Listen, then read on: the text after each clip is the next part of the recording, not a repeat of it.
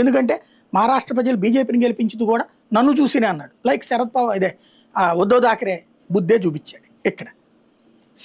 సరే అధినాయకత్వం అయితే క్లియర్గా ఉంది. అమిత్ షా క్లియర్గా చెప్పేశాడు సీఎం పదవి మాదేనన్నాడు. తప్పనిసరి పరిస్థితుల్లో చివరికి ప్రమాణ స్వీకారానికి కూడా అరగంట లేటుగా వచ్చాడు. అతను అంతగా విసిగించేశాడు. ఫైనల్గా అతను లేకపోయినా ప్రమాణ స్వీకారం జరిగిపోతుంది. ఎందుకంటే అజిత్ పవార్ ఆల్రెడీ జాయిన్ అయ్యి ఉన్నాడు కాబట్టి ఏం కాదన్నటువంటి దాంతో ఇక మూసుకుని వచ్చి ప్రమాణ స్వీకారం చేసి అప్పటి నుంచి కొన్ని సెటైర్లు వేస్తున్నాడు, దూరంగా ఉంటున్నాడు ప్రభుత్వంలో ఉండి కూడా. ఎందుకు? ముఖ్యమంత్రి పదవి కోసం. ఇవాళ బృహత్ ముంబై కార్పొరేషన్లో అతని సత్తా ఏంటో తెలిసిపోయింది. బీజేపీ వల్ల షిండే కూడా లాభపడతాడు తప్పించి షిండే పర్సనల్ వల్ల బీజేపీ లాభపడలేదని ముంబై ఎలక్షన్లో తేలిపోయింది. ముంబాయే శివసేనకి పట్టుబొమ్మ లాంటిది.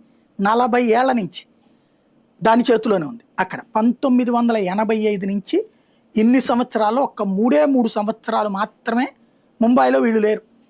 మిగతా టైం అంతా వీళ్ళే అధికారం, శివసేన. బీజేపీ కూడా దాని సబార్డినేట్ పార్టీగా ఉంది అక్కడ మహారాష్ట్రలో, ముంబైలో. అలాంటిది మొట్టమొదటిసారి ఎవరికి వాళ్లే పోటీ చేస్తున్న ఒక ఎత్తు అయితే, భారతీయ జనతా పార్టీ ఇండివిజువల్గా పోటీ చేసినా కూడా గెలవగలిగేటటువంటి పరిస్థితి ఉంటుంది. కానీ మిత్రపక్షాలతో కలిస్తే సంపూర్ణ విజయం అన్నటువంటి దాంతోనే పోయింది.